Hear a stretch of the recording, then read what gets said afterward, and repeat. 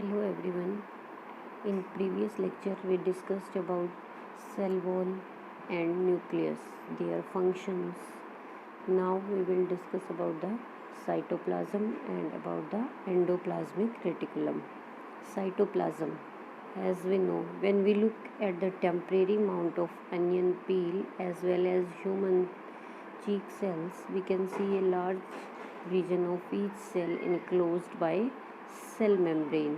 Means कोई भी हम टेम्प्रेरी माउंट प्रिपेयर कर रहे हैं. अनियन पील से हमने जैसे स्लाइड का प्रिपरेशन का प्रोसीजर डिस्कस किया था, सेम मैनर में हम ह्यूमन चीक सेल की भी स्लाइड टेम्प्रेरी माउंट प्रिपेयर कर सकते हैं. When we observe this type of temporary mounts, इस टाइप की स्लाइड्स को जैसे ही हम ऑब्ज़र्व करते हैं, what will be the observation, क्या रहेगी हमारी observation? Large region of each cell enclosed by the cell membrane. Means बहुत सेल का काफ़ी हिस्सा ऐसा होगा that is enclosed by the cell membrane and this region take up very little stain. जैसे हमने देखा था कि कुछ हिस्सा बहुत ज़्यादा स्टेन लेगा बट कुछ हिस्सा बहुत ही कम स्टेन लेता है. तो this large region that is covered by the cell membrane take very little stain. और ये लाइटली स्टेन्ड जो स्ट्रक्चर है दैट इज़ द साइटोप्लाज्म. हमने पढ़ा है कि न्यूक्लियस बहुत ज़्यादा अमाउंट में स्टेन को एब्जॉर्ब कर लेता है, बाकी का हिस्सा जो है न्यूक्लियस के सराउंडिंग जो रीजन है वो बहुत कम स्टेन को लेता है. तो that region is the cytoplasm. Mainly ये क्या होगा cytoplasm? It is the fluid content inside the plasma membrane. Plasma membrane के इनसाइड जितना इंटरनली इसमें जितना भी ये फ्लूइड कंटेंट है प्लाज्मा मेम्ब्रेन के internally, that is the cytoplasm. और इसमें क्या होगा आपको पता है, ये इंटरनल कंटेंट है, ये प्लाज्मा मेम्ब्रेन है, इसी के अंदर सारा कंटेंट है. Main nucleus darkly stained structure होगा, उसके अलावा जो साइटोप्लाज्म है इसी में आपके सभी ऑर्गेनल्स जो सेल के सभी कंपोनेंट्स हैं वो ऑर्गेनाइज्ड होते हैं. जैसे कि गोल्जी अपरेटस है, एंडोप्लाज्मिक रेटिकुलम है, वैक्यूल्स हैं. तो all the organelles are present inside the cytoplasm.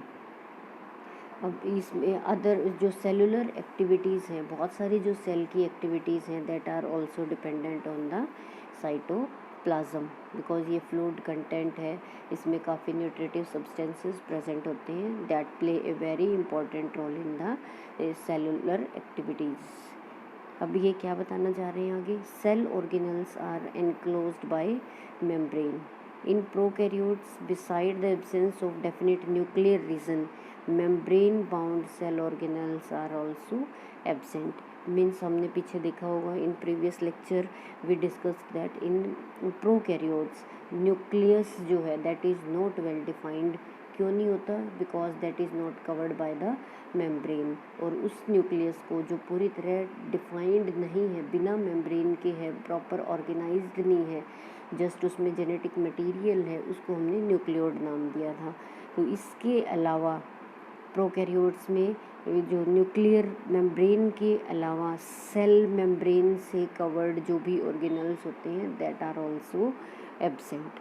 Prokaryotes में जो सभी सेल ऑर्गेनल्स होंगे, सेल के इंटरनली जो भी कंपोनेंट्स होंगे that are covered by the cell membranes. That is the major difference. और इसी वजह से क्या होगा, जो प्रोकैरियोट्स हैं इसमें सिर्फ सिंप्लीफाइड और कुछ एक ऑर्गेनल्स ही प्रेजेंट होंगे. एक तो प्रोकैरियोट्स में बेसिकली सिंपलर ऑर्गेनल्स हैं, बहुत ही एक तरह से आप कह सकते हैं कि सिंगल सेल्ड ऑर्गेनिजम्स ही हैं. उसमें क्या होगा, एक आपका न्यूक्लियोड बिना मेम्ब्रेन का जो न्यूक्लियस है, राइबोसोम जो सेल मेम्ब्रेन से कवर्ड नहीं होता, बाहर की प्लाज्मा मेम्ब्रेन. तो these are very simpler organelles that are present inside the prokaryotic cell. और ये बहुत ही सिंपल सेल है इनकी, सो इनकी जो एक्टिविटीज़ हैं इससे कंप्लीट हो जाती हैं. बट इन कॉम्प्लेक्स ऑर्गेनिजम्स में क्या होगा, सेल मेम्ब्रेन से जो कवर्ड ऑर्गेनल्स हैं, जैसे कि आप बात कर सकते हैं endoplasmic reticulum, mitochondria, plastids, these are present because in complex cells all the activities are performed by these specific cell components due to the complexity of the cell. So और इसमें हमने अब बात कर ली है कि on the other hand eukaryotic cells have nuclear membrane as well as membrane enclosed cell organelles. Cell membrane का क्या फ़ायदा है? Significance of membrane can be illustrated with the example of viruses. हमें पता है viruses lack any membrane and do not show any characteristics of life. क्यों? Viruses को भी हम क्या मानते हैं? कॉन्ट्राडिक्टरी है कि इनको हम लिविंग में रखें या नॉन लिविंग में, because these are acellular organisms that are inert but become active inside the host body. Host की बॉडी में जाके उसकी मशीनरी को यूज़ करके ही ये अपना एग्जिस्टेंस शो करते हैं, अपना मल्टीप्लिकेशन शो करते हैं। अदरवाइज इनमें कोई भी कैरेक्टरिस्टिक फीचर लाइफ के दिखाई नहीं देते।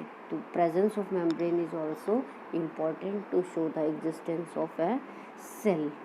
सो अब हम बात करते हैं ऑर्गेनल्स की। One by one there will be discussion about the cell organelles, mainly about the organelles that are covered by the cell membrane. सबसे पहले बात हो रही है डिफरेंस की, जो वैसे इनिशियली हमने डिस्कस कर भी लिया है। Prokaryotes and eukaryotic cells. Simpler cells हैं, प्रोकैरियोटिक सेल्स हैं वो स्मॉलर साइज़ की होंगी, यूकैरियोटिक लार्जर साइज़ की होंगी। हमने बात की न्यूक्लियर रीजन प्रोकैरियोट्स में वेल डिफाइंड नहीं होगा, जिसको हम नाम देते हैं न्यूक्लियोड, और यूकैरियोट्स में वेल डिफाइंड होगा, न्यूक्लियर मेम्ब्रेन प्रेजेंट होगी। प्रोकैरियोट्स में क्रोमोसोम सिंगल है, यूकैरियोट्स में एक से ज़्यादा क्रोमोसोम्स प्रेजेंट होंगे। प्रोकैरियोट्स में अभी हमने बात की है membrane bound cell organelles are absent, but in eukaryotes all the membrane bound organelles are present. इसके बाद हम ये क्या बताना चाह रहे हैं यहाँ कि every cell has a membrane around it to keep its on content separate from the external environment. कि हमने पहले इनिशियली पढ़ा भी था चैप्टर की शुरुआत में, सेल मेम्ब्रेन का क्या फंक्शन है, that separate one cell from the another cell. Cell के कंटेंट को अदर सेल्स के साथ मिक्स होने से ये रोकती हैं। Large and complex cells including cells from multi cellular organisms need a lot of chemical activities to support their complicated structure and functions. To keep these activities of different kinds separate from each other, these membrane bound structures are present inside the cell. This is one of the feature of the eukaryotic cell that distinguish them from the prokaryotic cell. We have talked about the nucleus in previous section. Some important examples of cell organelles are endoplasmic reticulum की बात हम करेंगे, Golgi की बात करेंगे, lysosome, mitochondria, plastid and vacuoles. these are important because these carry out some very crucial main functions of the cell. तो इन cell organelles की हम बात करेंगे। सबसे पहले हम डिस्कस करते हैं एंडोप्लाज्मिक रेटिकुलम। एक चीज़ आपको ध्यान रखनी है, रेटिकुलम वर्ड जहाँ पे भी आ जाए दैट मीन्स नेटवर्किंग। तो एंडोप्लाज्मिक रेटिकुलम क्या? It is the large network of the membrane bound tubes. Network किसकी होगी ये? Membrane bound tubes. It look like long tubes और राउंड और oblong bags, means in the form of tubules or in the form of vesicles. Endoplasmic reticulum is present just adjacent to the nucleus. endoplasmic reticulum present होता है। Networking कैसे होगी? For example ये nucleus है, nucleus के just attached form में ये इस तरह की नेटवर्किंग, और ज़्यादा बड़ी हो सकती है ये, और ये इस तरह से ट्यूब्यूल्स की फॉर्म में हो सकते हैं या बैग्स की फॉर्म में। इस फॉर्म में ये जस्ट अटैच्ड होंगे एडजेसेंट टू द न्यूक्लियस, जो ये नेटवर्किंग होगी। ER membrane is similar in structure to the plasma membrane. Endoplasmic reticulum भी हमें पता है प्लाज्मा ये मेम्ब्रेन से कवर्ड है। दो टाइप है इसकी mainly, rough and smooth endoplasmic reticulum. Important है, ये आपको ध्यान रखना है, RER एंड SER। ये रफ नाम से भी पता चल रहा है, रफ एंडोप्लाज्मिक रेटिकुलम। रफ क्यों है? क्योंकि इस पे means its surface is rough due to the presence of ribosome, इसके सरफेस पे राइबोसोम्स प्रेजेंट है, जिसकी वजह से ये इसका सरफेस रफ है, जिसकी वजह से इसको हम नाम देंगे रफ एंडोप्लाज्मिक रेटिकुलम। राइबोसोम्स की प्रेजेंस की वजह से ही ये क्या है, बेसिकली प्रोटीन सिंथेसिस में ये हेल्प करते हैं। आपसे पूछा जा सकता है कि कौन सा एंडोप्लाज्मिक रेटिकुलम का पार्ट है that help in the synthesis of proteins. So due to presence of ribosomes, RER is responsible for protein synthesis. ये प्रोटीन्स कहाँ जाएंगे फिर? these proteins are sent to the various places in the cell depending on need using the ER. Smooth endoplasmic reticulum का क्या role होगा? ये help in the manufacturing of fat molecules, आप कह सकते हैं लिपिड्स की सिंथेसिस में ये रोल प्ले करता है। इनको हम SER स्मूथ एंडोप्लाज्मिक रेटिकुलम क्यों नाम देंगे? Because their surface is smooth, इसी की वजह से हम SER को स्मूथ सरफेस की वजह से ही हम इनको नाम देंगे smooth endoplasmic reticulum, because on their surface, इनके सरफेस पे जो राइबोसोम्स हैं वो एब्सेंट होंगे। इसके बाद हम बात कर रहे हैं some of the proteins and lipid. हमने बात की rough endoplasmic reticulum protein synthesize करता है, स्मूथ एंडोप्लाज्मिक रेटिकुलम लिपिड्स। क्या काम आएंगे ये? एक तो सेल्स की एक्टिविटीज़ में ये रोल प्ले करेंगे, सेल में विद इन द सेल भी एक से दूसरी जगह ये भेजे जाएंगे। Secondly these proteins and lipids help in building the cell membrane. हमें पता है कि जो प्लाज्मा मेम्ब्रेन है that is made up of lipid and protein, तो जो यहाँ लिपिड और प्रोटीन बने हैं that help in the synthesis of plasma membrane, और इस प्रोसेस को हम नाम देंगे membrane biogenesis, generation of plasma membrane. किसकी हेल्प से? With the help of lipid and protein synthesized by the rough and smooth endoplasmic reticulum. Some other proteins and lipids function as enzyme and hormones. कुछ lipid और जो protein हैं वो enzyme और hormone की तरह अपना फंक्शन परफॉर्म करेंगे। Although the ER vary greatly in appearance in different cells, it always form a network system as their name indicate. तो हम इसको कंक्लूड कर सकते हैं एंडोप्लाज्मिक रेटिकुलम क्या है? It is the network of long tubules और वेसिकल्स। दो तरह के होंगे ये, rough and smooth endoplasmic reticulum. Rough का सरफेस रफ होगा राइबोसोम्स की वजह से, स्मूथ का सरफेस स्मूथ होगा राइबोसोम की एब्सेंस की वजह से। रफ एंडोप्लाज्मिक रेटिकुलम के में जो राइबोसोम्स present है that help in the synthesis of protein, SER help in the synthesis of lipid, and these lipid and protein help in the synthesis of plasma membrane, जो जिस process को हम नाम दे रहे हैं मेम्ब्रेन बायोजेनेसिस। इसके बाद अदर फंक्शंस, इनके जो अदर फंक्शंस हैं SER एंड RER के, one function of ER is to serve as channel for transport of material between the various region of cytoplasm और between the cytoplasm and nucleus. Means ER का क्या function है? Transport, materials का transport करना। कहाँ से? Nucleus से, means within the cell, nucleus से बाहर की साइड उस मटेरियल को भेजना, या within the various regions of the cytoplasm. Within the cytoplasm means material का ट्रांसपोर्ट करना।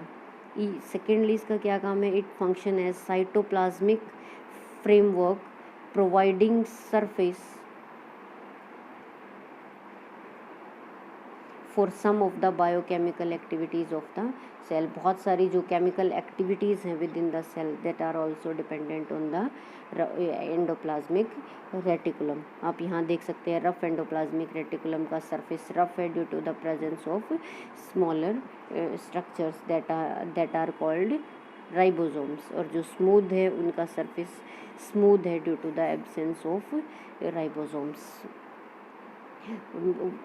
हम एक फंक्शन बता सकते हैं इनका, मेम्ब्रेन बायोजेनेसिस। सेकेंडली मटेरियल्स का transportation from the nucleus to the cytoplasm and within the cytoplasm, then this help in the various cellular activity. जो बायोकेमिकल एक्टिविटीज़ हैं उनके लिए भी एक ये फ्रेमवर्क का काम करते हैं। And then the in liver cells mainly किस में, वर्टिब्रेट्स में।